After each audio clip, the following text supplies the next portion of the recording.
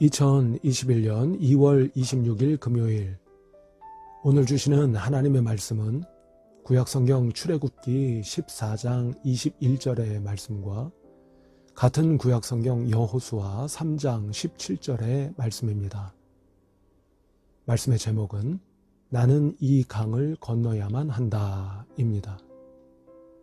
평소 저의 형과 카톡을 주고받을 때가 있습니다. 언젠가 말씀드린 일이 있는 것 같습니다만 저의 형은 대학에서 학생들을 가르치고 있는데요.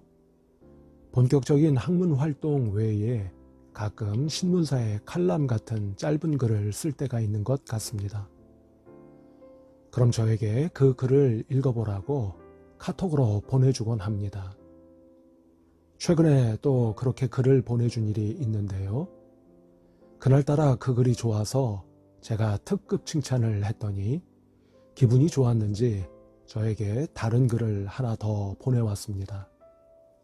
그 글은 저희 형의 전공이 동양사 가운데 일본사인지라 일본의 메이지 유신의 발상지라고 하는 하기라는 일본의 한 도시에 관한 글이었습니다. 그 글 가운데 저희 형이 이 하기라는 곳에 있는 마스모토라는 강을 건너는 장면이 있었습니다. 그 장면을 이렇게 묘사하고 있었는데요. 나는 이 강을 건너야만 한다. 건너편에 메이지 유신의 스승 요시다 쇼인이 있기 때문이다. 이렇게 묘사하고 있었습니다. 그날 그 글을 읽다가 왠지 모르게 나는 이 강을 건너야만 한다는 이 문장이 저의 마음에 와 닿았습니다. 그 문장에서 어떤 보편적인 비장미 같은 것이 느껴졌습니다. 그래서 그 문장이 주는 소감을 카톡으로 보냈더니 그 글 가운데 그 문장을 소감으로 언급한 사람은 제가 처음이라고 하더군요. 그래서 생각을 해봤습니다. 나는 이 강을 건너야만 한다는 이 짧은 문장이 왜 저에게 어떤 감흥을 불러일으킨 것일까를 생각해 보았습니다. 그리고 그건 바로 우리 모두가 인생을 살아가면서 누구든지 자기만의 어떤 강을 건너야만 하기 때문이 아닐까 하는 생각을 하게 되었습니다.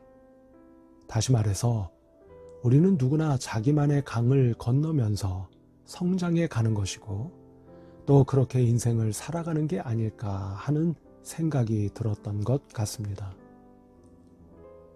성경을 보면 이스라엘 백성들이 꼭 그랬습니다.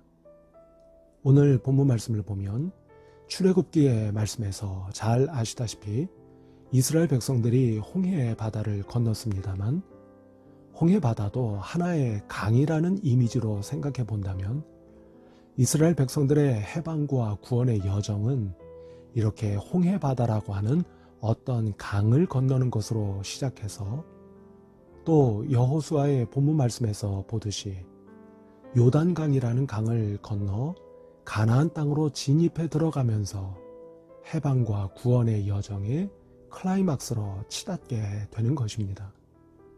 바로 그렇게 강을 건너고 건너면서 이스라엘 백성들은 참 하나님의 백성으로 형성되어 가고 성장해 갔던 것입니다. 성도 여러분, 생각해보면 우리도 모두 언젠가 첫 번째 강을 건넌 사람들이 아닙니까?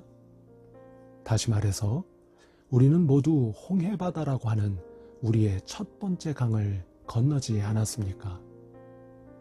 그래서 우리의 신앙적이고 영적인 해방과 구원의 여정을 시작한 우리들이 아닙니까? 그렇다면 짐작컨대 우리에게도 결정적으로 남아있는 강이 하나 있는 게 아니겠느냐 하는 것입니다.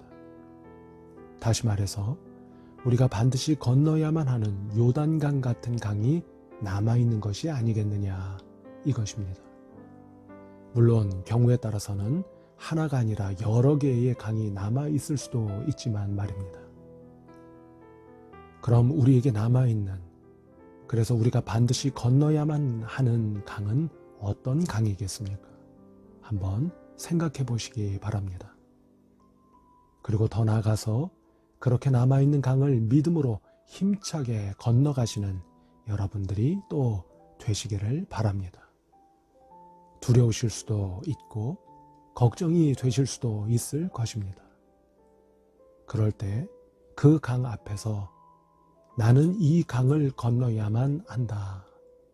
이 문장을 마치 기도처럼 믿음으로 외치시면서 그 강을 건너 가실 수 있기를 바랍니다. 그리고 그렇게 하나님께서 여러분 각자에게 이루기를 원하시는 해방과 구원의 클라이막스를 열어 가실 수 있기를 바랍니다. 여러분을 축복합니다. 오늘도 좋은 하루 되시기를 바랍니다.